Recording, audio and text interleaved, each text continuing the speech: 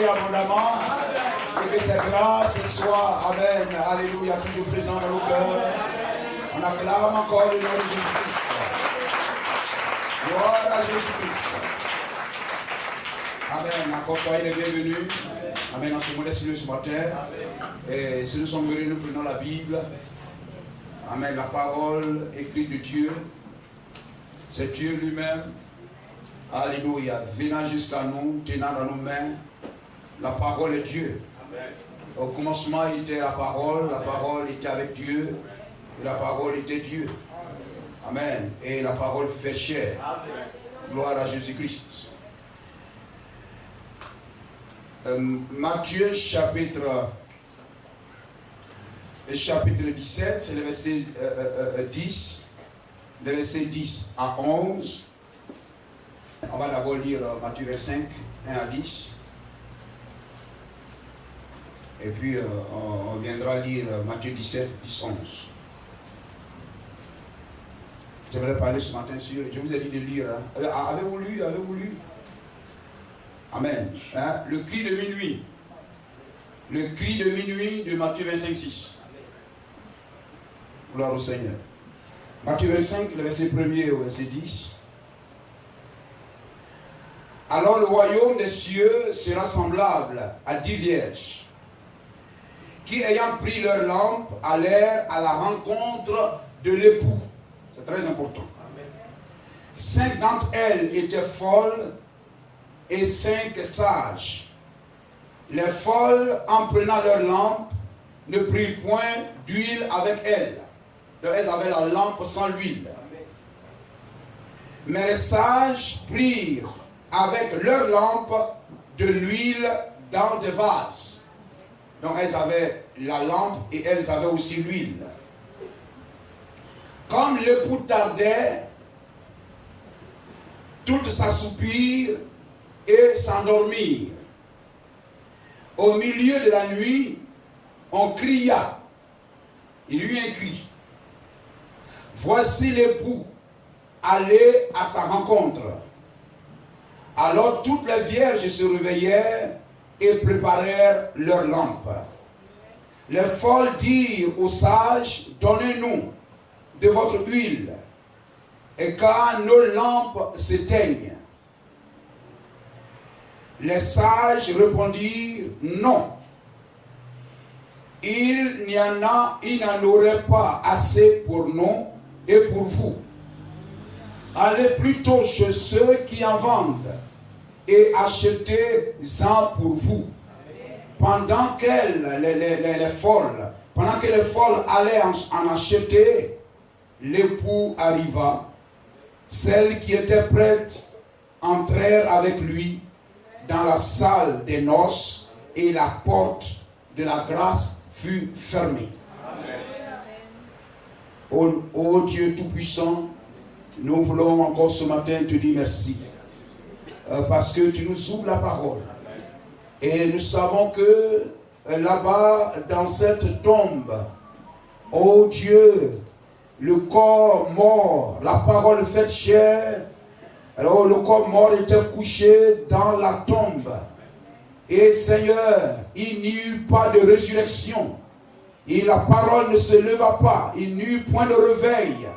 Jusqu'à ce qu'on vit, oh, l'ange descend du ciel, rouler la pierre et entrer en contact avec le corps. Oh Dieu, donne que Seigneur ce matin, oui, l'Esprit rencontre Seigneur et fasse la parole et s'unisse à la parole. Et que Seigneur nous recevions, oh Dieu, parce que nous sommes des aigles. La nourriture d'aujourd'hui, la nourriture fraîche, oh Dieu, qui a été préparée pour ce jour.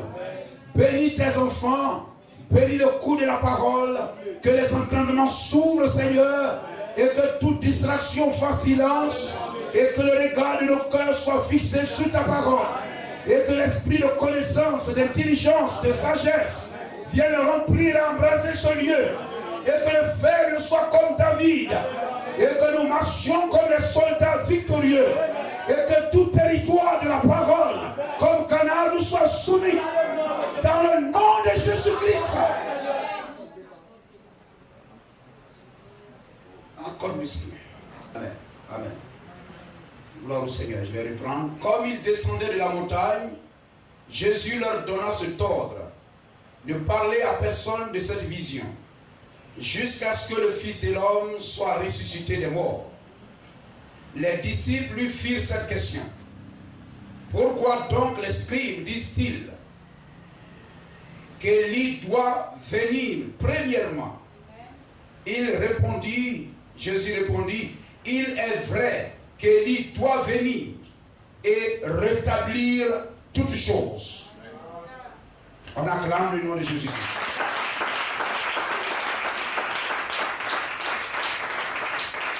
À Dieu soit la gloire. Que Dieu nous bénisse. Nous sommes très heureux, amen, ce matin encore, amen, de fouler les parvis encore de ce lieu. La Bible dit dans Juge 9, 6, Juge 6, 19, dans Juge 6, 19, que Gédéon le rencontra. Amen. Où il rencontra Gédéon. Amen. Sous le térébinthe d'Ophra. Amen. Et il demeura là. Et là, Gédéon lui apporta. Amen. Son offrande. Gloire à Jésus-Christ. Amen. Et notre Dieu est le térébinthe de la justice. Et nous le rencontrons là, sous le sang. Amen. Alléluia. Pour aussi ce matin l'adorer. Gloire au Seigneur. Amen. Et voyez-vous, alléluia, lorsque nous parlons de ce sujet, le cri de minuit aujourd'hui et dans le monde entier, amen, cela est dit, cela est parlé, etc. Mais c'est une question qui a déjà été répondue. Amen, c'est un enseignement qui a déjà été apporté, amen, par un oint confirmé par Dieu. Gloire à Jésus-Christ. C'est quelque chose qui n'est pas nouveau en 2022. Mais parce que depuis, amen, derrière 10, 20 ans, 30 ans, 40 ans derrière, gloire au Seigneur. Et cela a été clarifié par le prophète de Dieu, William Marion Branham. Amen. Et cela aussi est une grande doctrine. Amen. Nous avions parlé sur, amen, Élie, là-bas. Et nous terminons de ce côté-ci. Amen, avec le cri de minuit. Vous savez, chaque église doit avoir une doctrine. Et l'église du Seigneur est assise sur la doctrine. La Bible dit, l'église est bâtie sur l'enseignement, la doctrine des apôtres. Gloire à Jésus-Christ. Et, amen, tout homme, toute église qui n'a pas de doctrine n'est pas une église. Et tout ministère, tout ministre qui n'a pas de doctrine, n'a pas de ministère. Gloire au Seigneur. Parce que c'est l'enseignement, c'est la doctrine qui place l'église. Amen. Si c'est l'exhortation, le diable exhorte.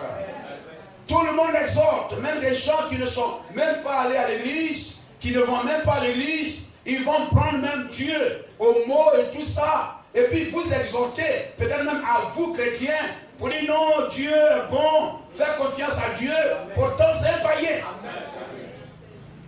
Gloire à Jésus-Christ. Amen. Ainsi, c'est la doctrine qui met la différence. Gloire au Seigneur. La foi est très importante. Amen. La foi, amen, la parole de Dieu, la doctrine est très importante. Alléluia. Et l'enfant de Dieu suit la voix. Il suit le cri. Il suit la doctrine. Amen. Voyez-vous, amen, dans le jardin d'Éden, amen, lorsque l'homme, cet homme, ce serpent est venu, il a dit, Dieu a-t-il réellement dit, etc. Mais le point sur lequel elle devrait fixer son regard, c'est que Dieu a dit, vous ne mangez le point cela. Amen. Qu'il ait les brochures en main, qu'il ait la Bible à la main, mais ce que Dieu a établi comme fondement, comme base de leur survie dans le jardin, c'est sa voix et sa parole. Et l'enfant de Dieu regarde à ça. Les loups peuvent entrer dans la bergerie, revêtus de peau d'agneau, mais c'est la voix. La voix fait la différence. Et une fois Élie le Tishbite, Dieu l'a dit, cache-toi, amène dans le rocher. Cache-toi dans le rocher, et je passerai. Gloire à Jésus-Christ. Amen. Il faut se tenir dans la révélation. Cache-toi dans la révélation. Lorsque l'église se tient dans la révélation, l'église ne peut pas être trompée. L'église qui est assise sur la révélation suit la parole et la vraie parole. Il y a eu des tremblements de terre. Il y a eu du vent. Il y a eu du feu. C'était l'âge pentecôtiste. Amen. Il y a eu des tremblements de terre. Il y a eu feu. Il y a eu tous ces tremblements de terre, ces bruits, etc. Mais la voix est sortie à la fin. Et ce qui a fait sortir le prophète du rocher, c'est la voix. Amen. C'est la voix. Et le prophète a prêché sur la voix du cygne. La voix du cygne. Il peut avoir des signes.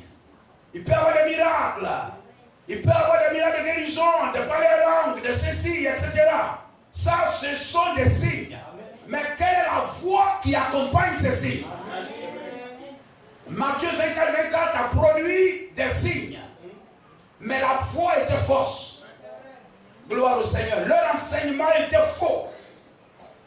Donc la voix qui suit le signe, les signes appellent. On dit, oh, allons par là. Il y a un homme là-bas, il fait beaucoup de miracles. Et ça attire les gens. Mais c'est la voix qui sauve. Amen. Gloire au Seigneur. Amen. C'est la voix qui sauve. Le premier poule, amen, attire les gens. Le deuxième poule attire les gens. Mais c'est le troisième poule qui sauve les croyants. C'est le troisième poule qui les sauve. C'est la parole de Dieu. C'est la voix. Gloire à Jésus-Christ. Et il est bon que nous soyons assis sur la voie. Et, amen, sur la doctrine.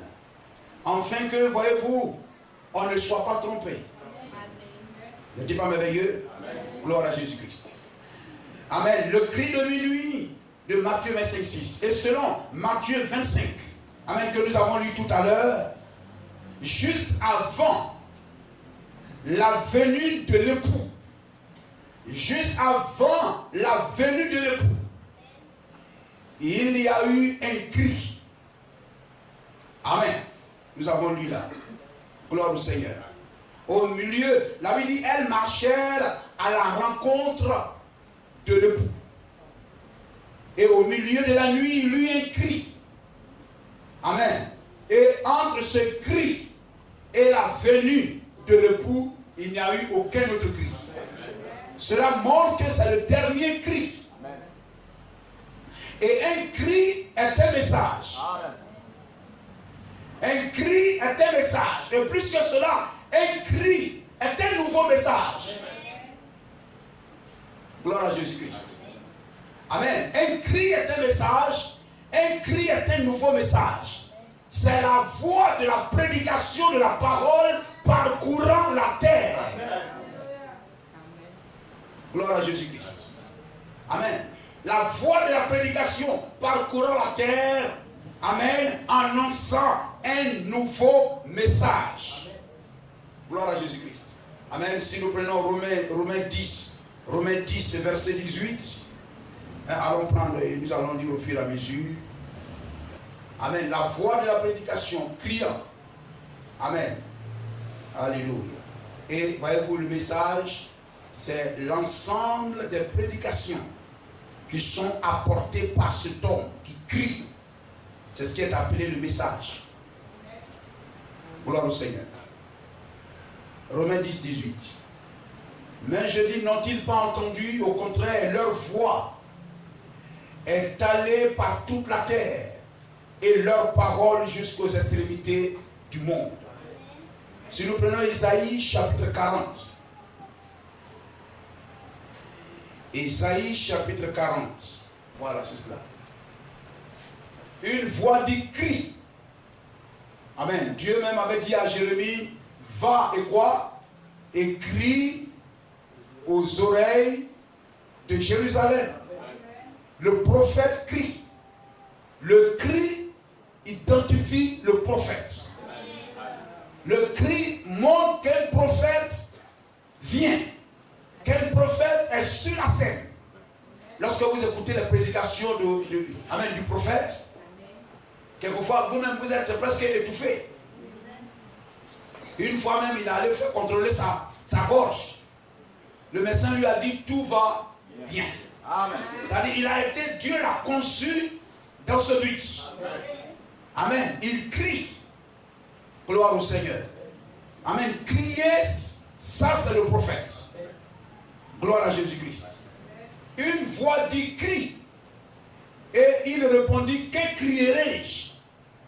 Toute chair est comme de l'herbe et tout son éclat, comme la fleur des champs. Amen. Que crierai-je? Le prophète crie, afin de réveiller l'attention des gens, d'attirer l'attention des gens. Gloire à Jésus-Christ. Amen. C'est pourquoi même la prédication de la parole, c'est un cri. Amen. L'Esprit de Dieu. Amen. Lorsque une personne va parler à langue, ou bien quoi, véritablement, amen, la personne parle fort. La personne crie. Gloire au Seigneur.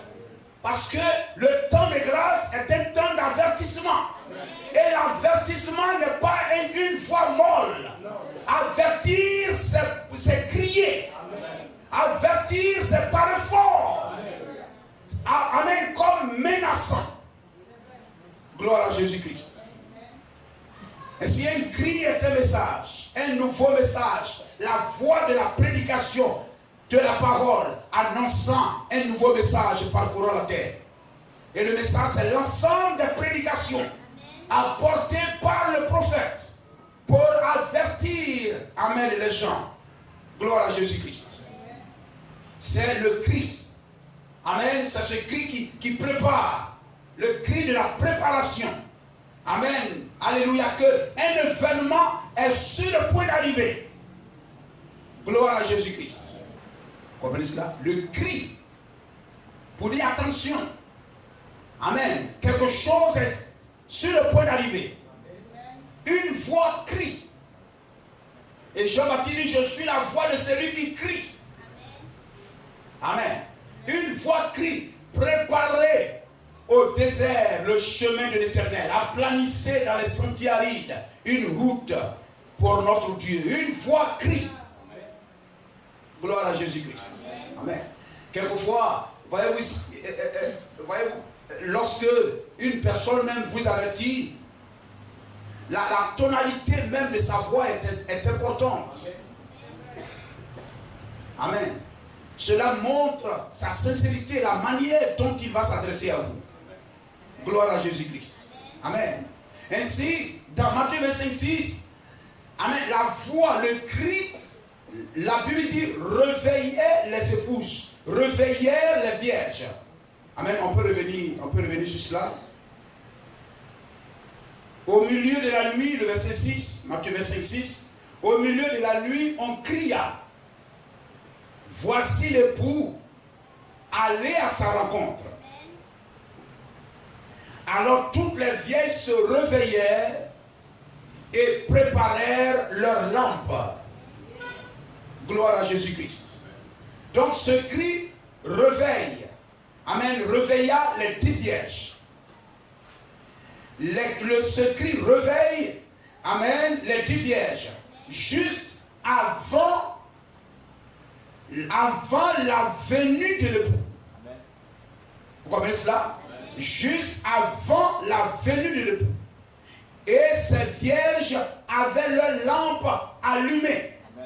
Et nous avons lu, les vierges avaient leurs lampes, mais n'avaient pas d'huile. Mais les sages avaient et la lampe et l'huile. Gloire à Jésus-Christ. Donc ces vierges avaient leurs lampes allumées et elles attendent la venue de l'époux. Les vierges, quand on parle de vierges, ce ne sont pas des hommes. Les vierges, ce sont des femmes. Gloire au Seigneur, des femmes. Et la femme typifie quoi? Dans le sens spirituel, la femme typifie l'Église. Donc ces 10 vierges qui marchent, amen, à la rencontre de l'époux qui vient, ce sont des églises, ce sont des frères et des sœurs, ce sont des chrétiens qui savent que l'époux vient. Amen. Ce sont les gens qui savent que l'époux vient. Amen. Donc ce sont des croyants, des chrétiens. Et qui marchent à la rencontre de l'époux. Gloire au Seigneur. Amen. Donc ce sont des églises. Et elles sont vierges. Gloire à Jésus-Christ. Elles sont vierges. Ces 10 sont vierges. Gloire au Seigneur. Même 10 n'est pas un chiffre dans les mathématiques de Dieu. Mais nous savons que 10 c'est 5 plus 5. Et c'est bien mentionné ici. La Bible même déjà éclate. Hein? Amen. Fait déjà le démembrement, éclate déjà en 5-5.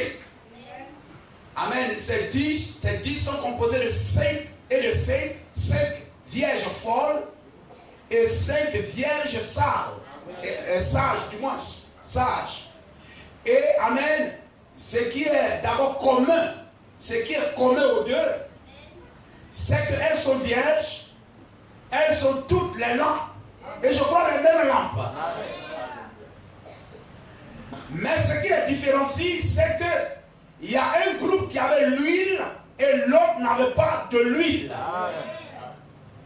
Gloire au Seigneur. Les vierges, donc ce sont des femmes, ce sont des églises qui croient que l'époux vient et qui marchent à sa rencontre. Et être vierge, amen, cela signifie qu'elles sont irréprochables. D'accord? Irréprochables dans leur conduite. Dans leur conduite. Vous ne pouvez pas dire que vous allez au ciel et vous ne prenez pas le chemin du ciel. Or, le chemin du ciel, c'est sa parole.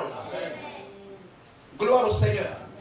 Amen. Cela demande une certaine préparation, une certaine disposition. Amen. Cela demande, amen, un certain travail que vous devez faire.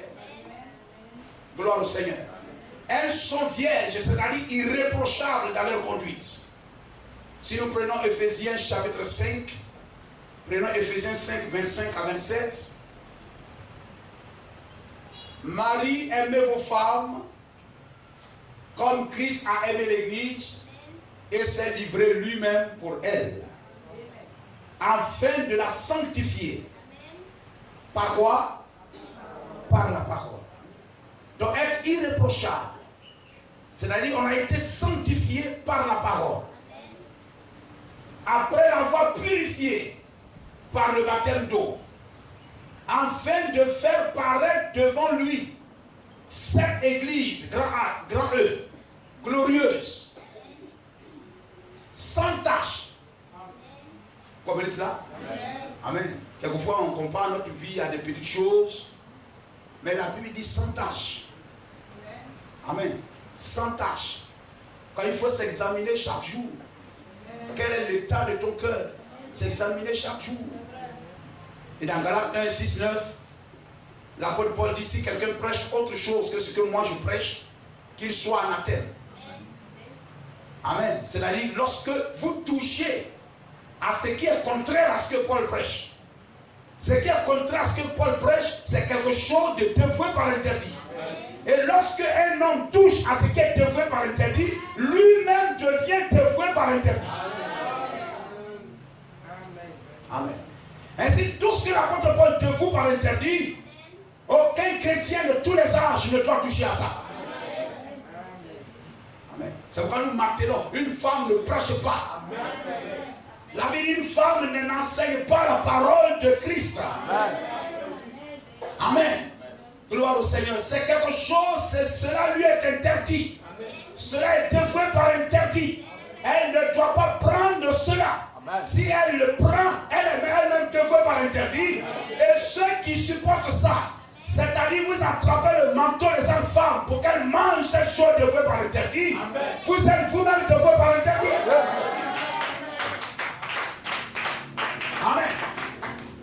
L'apôtre Paul n'a pas attrapé le caillou pour en train de lapider Étienne, mais il a attrapé le manteau de ceux qui lapidaient Étienne. Amen. Et il a dit, oh malheur à moi, je suis un coupable, je suis un meurtrier. Amen. Mais lui, il ne faisait qu'attraper les habits de ceux qui lapidaient Étienne. Attraper le manteau, c'est dire Amen à ce qu'ils font. Une femme prêche, tu as assis à dire Amen. Tu as attrapé le manteau de cette femme pour qu'elle tue la parole. Pour qu'elle crucifie la parole. Elle est coupable et l'Église est coupable. Gloire à Jésus-Christ. Est-ce que vous comprenez cela? Amen. Béni soit le nom de Jésus-Christ. Lorsque la Bible dit, je crois que c'est Lévitique 21 là-bas, lorsque la Bible dit un homme, l'homme est le type du prédicateur. Le prédicateur a la sémence et il donne la sémence à l'assemblée. C'est-à-dire, c'est comme le prédicateur fait l'amour à l'église, qui est la femme. Et cette femme produit des chrétiens et des chrétiennes. Et la Bible dit dans Lévitique 21 là-bas, je crois, Amen. Défaut corporel. Si quelqu'un a quelque chose, il écrit corporel simplement. Hein, corporel, si c'est bien ça, je crois.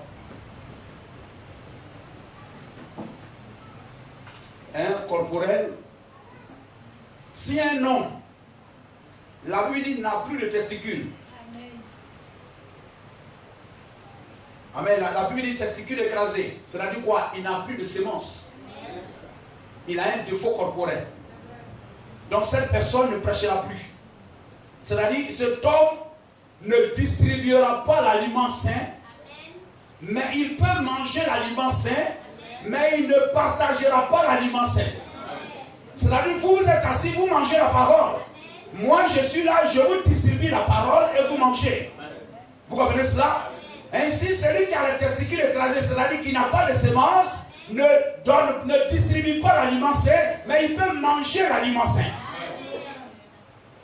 Vous comprenez cela? Donc, dans l'Ancien Testament, un homme qui a ce défaut corporel-là ne peut pas être sacrificateur. Amen. Il ne peut pas. Gloire au Seigneur. C'est cela? Amen. Hein? C'est Lévitique combien? 21. Ok, c'est cela. Paul à Aaron dit, tout homme de ta race, parmi tes descendants, qui aura un défaut corporel, ne s'approchera point pour offrir l'aliment de son Dieu. Amen. Tout homme qui aura un défaut corporel ne pourra s'approcher. Amen.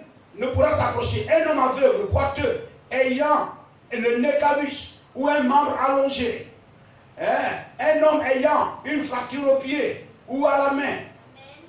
Un homme bossu ou grêle ayant une tache à l'œil. Il a une tache à l'œil. J'ai ma prédication sur la sentinelle. Il ne voit pas bien. Il y a des défauts dans sa révélation. Ses doctrines ne sont pas bien claires. Il ne voit pas bien la parole de Dieu. Il a un défaut corporel. Amen. Frère, ça, la dénomination, vous ne voyez pas ça comme ça. Hein? Nous, quand on lit, on comprend. Amen. Mais les dénominations vont dire, non, c'est œil. La Bible a dit œil. Où on a parlé de prédicateur ici là? La gale, une date ou les testicules écrasés. Amen. Tout sacrificateur de la race, du sacrificateur Aaron, qui aura un défaut corporel, ne s'approchera point pour offrir à l'Éternel les sacrifices consumés par le feu. Il a un défaut corporel. Il ne s'approchera point pour offrir l'aliment de son Dieu. De quoi où il pourra manger, donc voilà. Il pourra manger l'aliment de son Dieu, des choses très saintes et des choses saintes. Donc il peut manger la parole, mais il ne peut pas distribuer la parole. Gloire au Seigneur. Oh, voyez-vous, donc un homme privé de sémence ne pourra pas le faire. Or, la femme, elle est quoi? Elle est née privée de sémence. Gloire au Seigneur. Donc l'homme ayant le testicule écrasé égale à une femme. Donc une femme ne peut pas prêcher la parole de Dieu. Cela lui est interdit. Le sacrificateur qui est assis là, il peut connaître tout ce que les sacrificateurs font par cœur et tout ça bien. Mais mon ami, tu as un défaut corporel. Gloire à Jésus-Christ. Béni soit le nom du Seigneur. Alléluia. Et nous revenons là, nous étions aux Vierges, c'est cela. Amen. À Éphésiens 5, c'est cela, 25. Éphésiens 5, 25. Marie, aimez vos femmes comme Christ a aimé l'Église. et s'est livré lui-même pour elle. Afin de la sanctifier par la parole, après l'avoir purifiée par le baptême d'eau. Afin de faire paraître devant lui cette église glorieuse, sans tache. Hein, frère? C'est sérieux. C'est-à-dire qu'il faut avancer de perfection en perfection et tout ça. Amen. Quelquefois, on gagne une victoire sur un péché et puis on s'arrête là. Non. Si tu as eu la victoire sur Jéricho, avance sur Haï. Avance sur Gilgal, avance sur Hébron, avance sur Jébus.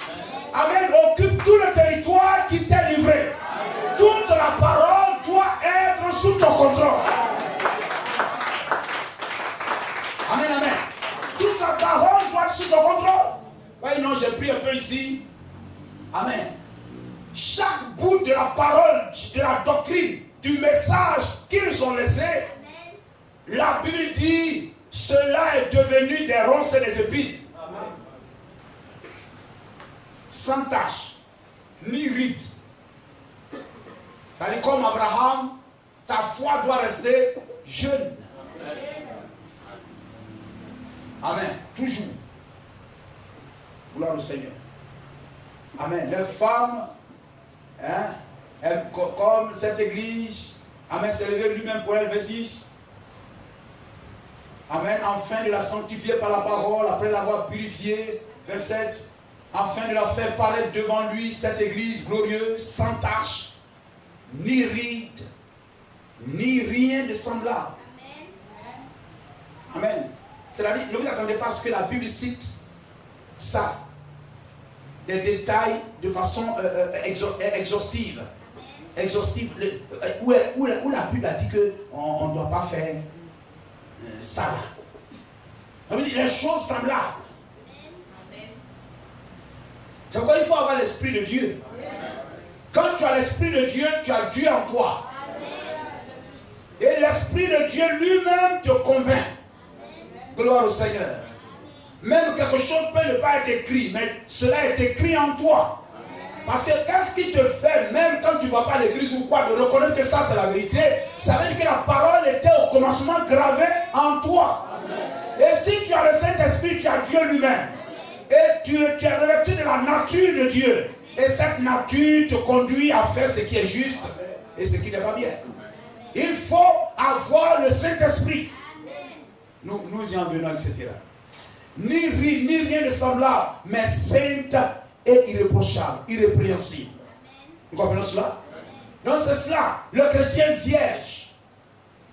Amen. L'église vierge. Les 10 vierges, les 10 étaient vierges. C'est-à-dire elles sont irréprochables dans leur conduite. Elles ont un cœur nouveau, un esprit nouveau. Elles se tiennent loin de toute sémence étrangère. Vous comprenez cela? Elles sont vierges.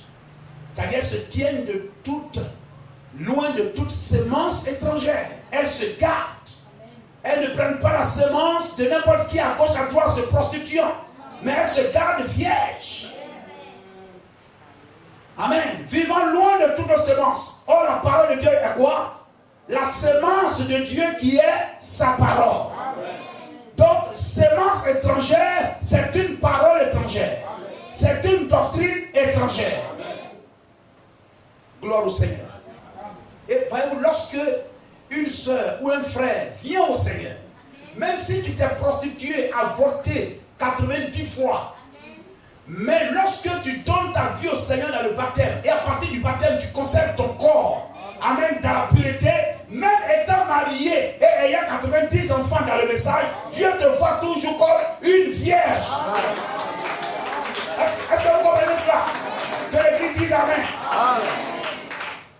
Vous comprenez vierge au sens l'âge, Amen, Dieu, etc. Amen. Tu viens au Seigneur. Dès que tu coupes avec le monde, tu donnes ta vie au Seigneur, tu entres dans le baptême d'eau, tu es vierge. Tu demeures vierge jusqu'à ce que le Seigneur vienne te prendre. Gloire au Seigneur. Même si tu te maries, tu as des enfants, etc. Mais tu es fidèle dans la parole, tu es vierge devant le Seigneur. Amen. Donc lorsque tu viens au Seigneur, tu prends ton baptême, tu reçois la parole, la vraie parole, tu la reçois, tu es toujours vierge. Ne va pas au théâtre là-bas pour dire, le pasteur dit que faut pas, on va teindre nos cheveux, mais ça fait quoi? Ça fait quoi? Tu es adultère. Vous comprenez cela? Tu es adultère. Dans le pays, il n'y a pas ça. Dans le pays, il n'y a pas de magasin qui vend mèche. Dans le pays, il n'y a pas de magasin qui vend peinture des ongles. Il n'y a pas de magasin qui vend teinture de cheveux. Dans le pays, ces magasins sont interdits. Gloire au Seigneur. Les jupes fendues, les jupes courtes, les habits où on voit manches, etc. Les couturiers du pays ne coûtent pas les choses comme ça. Dites Amen. Amen. Vous portez des pantalons, des habits bien. Pas des habits qui vous empêchent de bien respirer. Gloire au Seigneur. Des pantalons qui étouffent vos mollets, qui étouffent vos pieds. Non, mais il faut. Votre corps même doit entrer dans son repos. Gloire au Seigneur. Amen. L'ongle, tout ça, lorsque vous entrez dans le repos de Dieu, tout en vous doit entrer dans son repos. Gloire à Jésus-Christ. Béni soit le nom du Seigneur. Donc, vierge, elle se tient loin de toute sémence fausse, toute fausse sémence. Amen. Gloire au Seigneur, elle ne se prostitue point. Alléluia. Elle se tient loin de toute sémence étrangère. Vierge. Amen. Donc 10, c'est-à-dire 5, 5. C'est-à-dire la grâce a été accordée à chacune. La grâce a été accordée à chacune. Le message a été apporté à chacun. Cette lumière a frappé tout le monde. Mais comment tu vas boire l'eau là? Comment tu bois la parole? La manière dont tu bois, Dieu dira à Gédéon, au Saint-Esprit, mets ceux-là ici, et puis ceux-là, renvoie-les. Elle, c'était 5, 5, 5. Elle, c'était vierge. Ça veut dire qu'elles avaient une bonne doctrine pour se sanctifier. Gloire au Seigneur. Et elles savaient, amen, les deux groupes avaient, elles étaient vierges, elles avaient la lampe. Et la lampe, c'est quoi? C'est la parole. Amen. Prenons Psaume 119, verset 105. La grâce leur était accordée, 5. Elles étaient vierges, c'est-à-dire qu'elles avaient le message. Elles avaient le message. Amen. Donc, elles recevaient le message, pas un message étranger, mais elles avaient le bon message. Ce qui a fait d'elles des vierges. Gloire au Seigneur. Et elles avaient des lampes à la main. Psaume 119, verset 105. Ta parole est quoi? Est une lampe à mes pieds. Une lumière sur mon sentier. Amen. Donc, elles avaient la grâce leur était donnée, 5. Elles étaient vierges, elles avaient le bon message. Elles marchaient dans la sanctification de ce message. Vous pouvez trouver des frères ou des sœurs, ou bien quoi, dans l'église, peut-être ici même, ou ailleurs. Je suis du message. Mais, amen, extérieurement, bien. Mais dans le cœur, complètement mondain. Béni soit le nom du Seigneur. Amen. Donc la lampe, c'est la parole. La lampe allumée, c'est la parole réveillée. Amen. Gloire au Seigneur. Vous pouvez avoir une lampe. Au village avant, nous on avait les lampes, les caniers. Les caniers, il y a mèche, il y a pétrole, il y a allumette, mais ce n'est pas allumé. D'accord? Mais pourtant c'est la lampe. Tout est là, mais ce n'est pas allumé. Il faudrait que la lampe entre en action. Donc il faut une parole vivante. Il faudrait que la lampe, amen, éclaire. Donc il faudrait que la lampe soit allumée. Amen. Donc ça veut dire qu'elles avaient la parole de l'heure. La parole vivante réveillée. Gloire au Seigneur. La parole vivifiée. Comme à la piscine de Bethesda. C'est la piscine, amen, entrer en contact avec l'ange. C'est dans ça il plonge. C'est dans ça il croit. Vous comprenez cela? Béni soit le nom de Jésus-Christ. Amen. Et l'huile, donc, tous deux avaient 5. Hein? Je parle des deux groupes. Hein? Chacune avait le chiffre 5. Hein, la grâce. Chacune était vierge. Chacune avait la lampe. N'est-ce pas? Amen. Mais, amen, les deux groupes n'avaient pas. Amen. Tous les deux n'avaient pas. Comment il faut le dire? Amen. Un groupe n'avait pas de l'huile. Et l'huile, c'est quoi? C'est le Saint-Esprit. Gloire au Seigneur. Amen. Donc, comme l'autre, c'était simplement certainement de l'onction. Ou bien, voyez, vous pouvez avoir le message, mais vous devez avoir l'esprit du message. Gloire au Seigneur. Donc, ils avaient le message, c'est la parole réveillée. C'est la parole révélée de l'âge. Mais eux-mêmes n'avaient pas le Saint-Esprit. Est-ce qu'on comprend? Gloire à Jésus-Christ. Amen. Donc, amen, elle n'avait pas lui. Donc, si tu as le message, mais tu n'as pas l'esprit du message, le message restera collé aux brochures. Ça sera la parole qui dort dans les brochures. Gloire au Seigneur. C'est comme la Bible, c'est la parole de Dieu. Amen. Mais la parole de Dieu, on a dit quoi? Coucher sur du papier. Il faut la réveiller. Amen. Donc tu peux avoir le message intellectuellement, tu es bourré de message. Mais il faut que l'esprit vienne réveiller le message en toi. Amen. Donc il faut avoir la lampe, il faut avoir l'esprit. Il faut avoir les deux mains occupées. La parole d'une main, l'huile aussi de l'autre main. Amen. Alors, tu entreprends une marche rassurante et rassurée. Béni soit le nom du Seigneur. Donc, la parole, la lampe et l'huile, la parole et le Saint-Esprit, le message et l'esprit du message, c'est ce qu'il nous faut pour rester en vie. Amen. Pour rencontrer, pour aller dans l'enlèvement.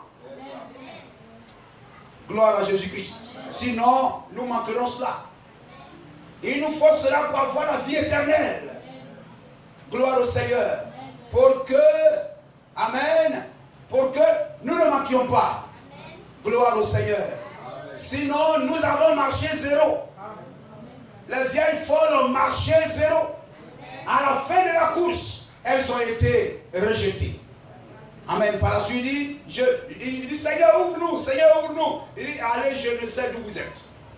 C'est malheureux. L'église qui attend la venue de l'époux. Et, amen, nous savons l'époux de l'église. C'est l'église qui attend la venue de son époux. L'époux, c'est Jésus-Christ. Gloire au Seigneur. L'époux, c'est Jésus-Christ. Et il ne s'agit pas de sa première venue, mais de sa seconde venue. Amen. Amen. Gloire à Jésus-Christ.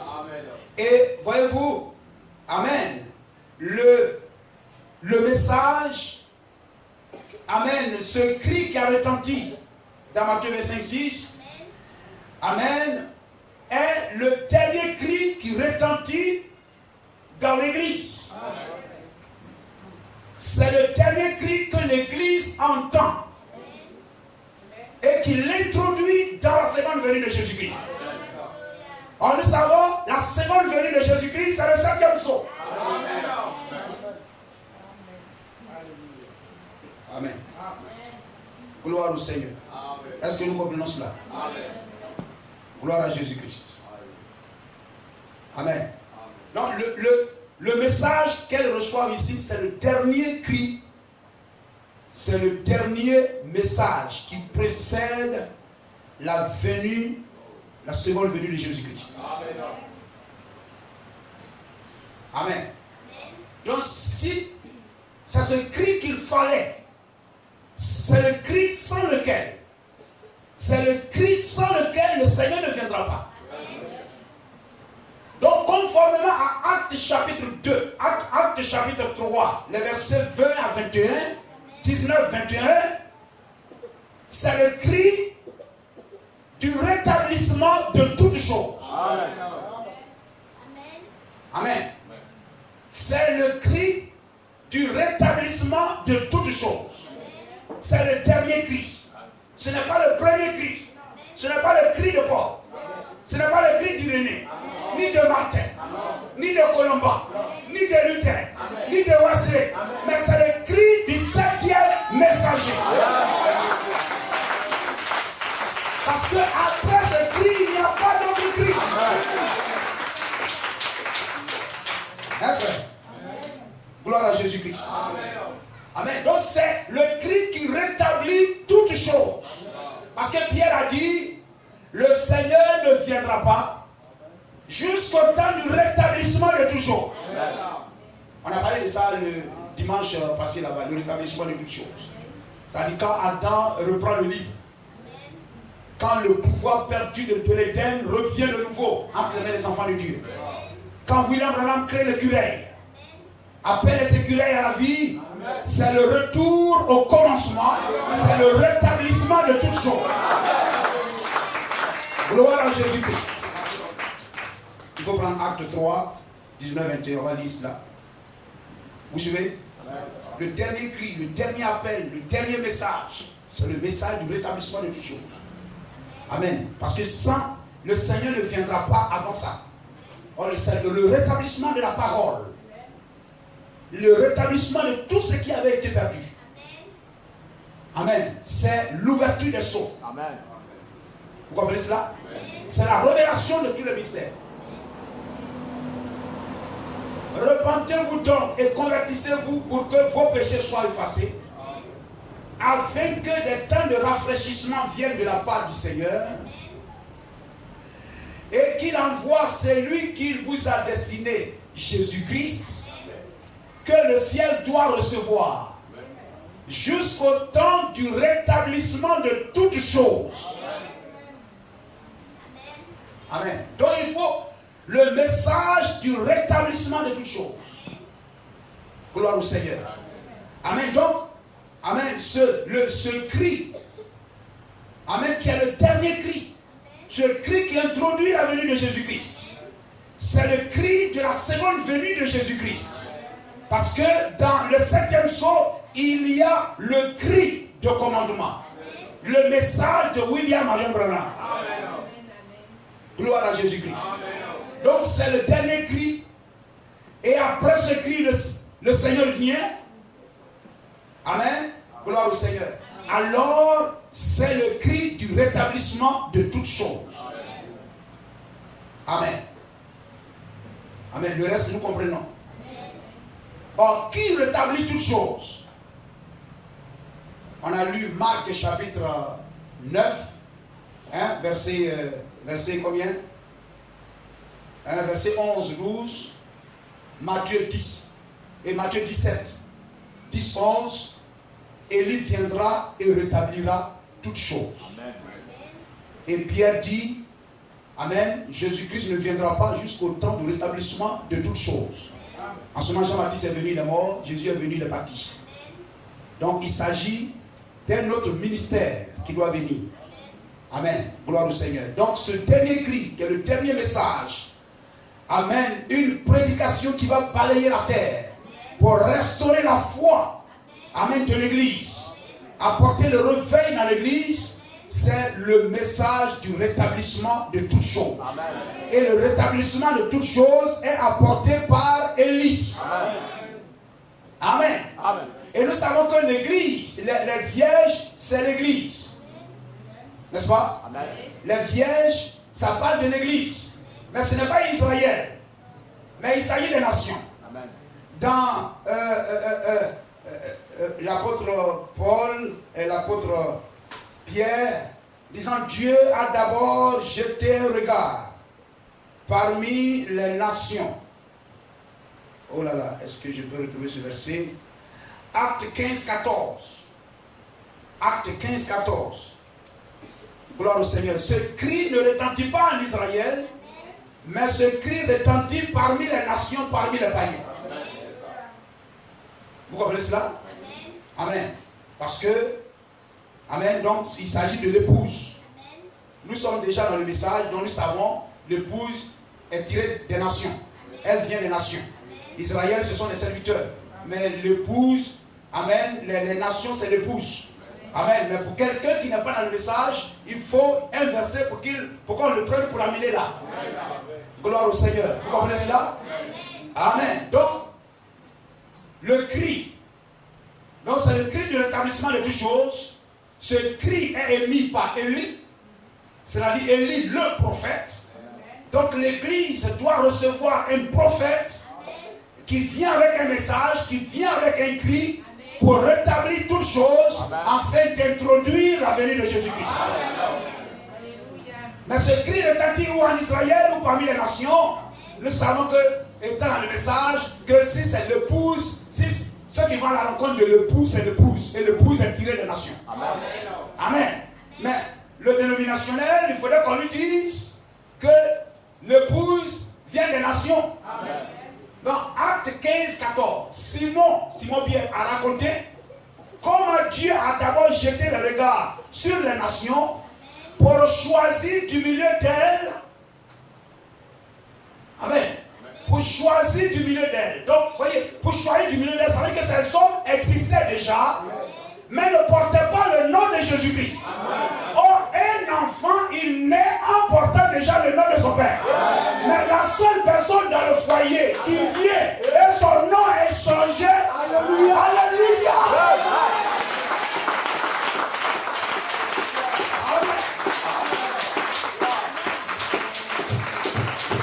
Gloire au Seigneur. Gloire au Seigneur. Amen. La seule personne qui vient dans le foyer, qui vient un mari, qui vient un homme, et dont le nom est changé, c'est sa femme.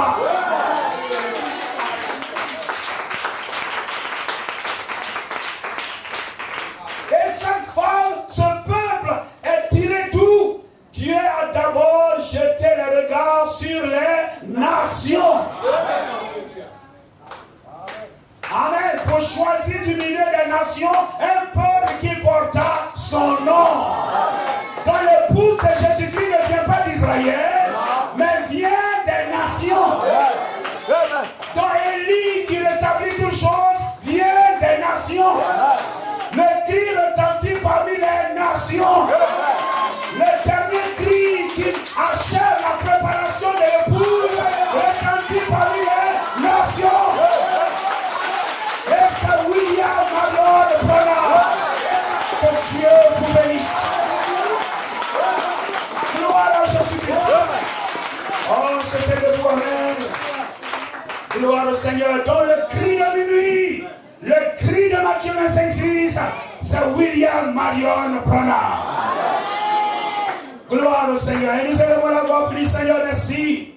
Donne-nous de prendre cette parole et de marcher dans ce message afin d'achever ma préparation. Prions le Seigneur. Oh,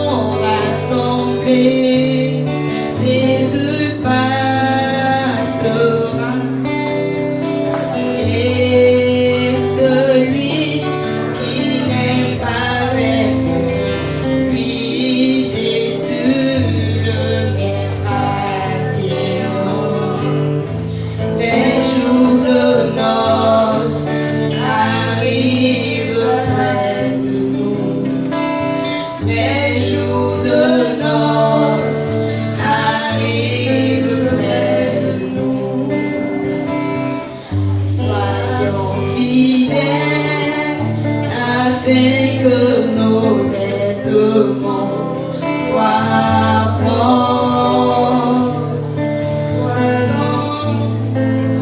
Quand les élus seront rassemblés, Jésus passera,